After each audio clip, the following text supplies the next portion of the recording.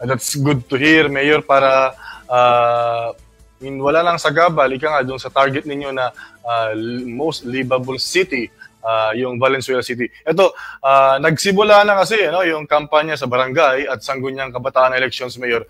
Kumusta naman so far yung kampanya dyan sa Valenzuela? Wala namang mga pasaway na mga kandidato sa pagkakapitan, pagkakagawad, Mayor Wes? Well, so far so good tayo, Raymond. Kahapon pa ako nagmamonitor ang unang araw. Very peaceful naman po.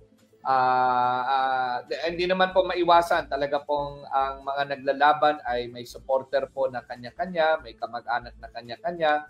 But generally, nakita po namin na dito naman po sa Valenzuela, time immemorial ay very peaceful po ang halalan dito, whether local or barangay. Wala pong mga krimen or wala pong mga election-related crimes na nangyayari ho dito. At the most na po yung verbal, no? Verbal, alam niyo naman po, pag ang emosyon ng tao or leaders nyo ay lumalabas, minsan pati ho sa social media na ilalabas ho yun.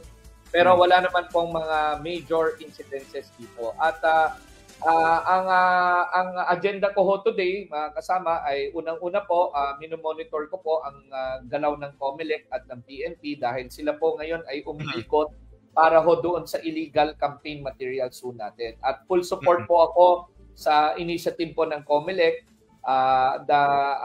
linisin po ang mga lugar natin kung saan po merong illegal posting ng mga campaign materials. So kaninang umaga pa sila, nag-umpisa ho sa MacArthur Highway, ay mula ho Dalandanan, District 1, pupunta po sa District 2. Pangalawa po, ang pangalawang minomonitor po natin, may tinayo tayong monitoring facility or monitoring center dito po sa City Hall Annex. Ang COMELEC, ang City Treasurer, ang PNP ay patuloy pong nagre-receive ng balota at preparation po para sa November 30. In place po ito, 24/7, highly secured po na facility po ito. Bagamat hindi ho ako pwedeng pumasok at makailanglon, we made security. Yung security lang po na para safe po ang kagamitan at personnel ng COMELEC po.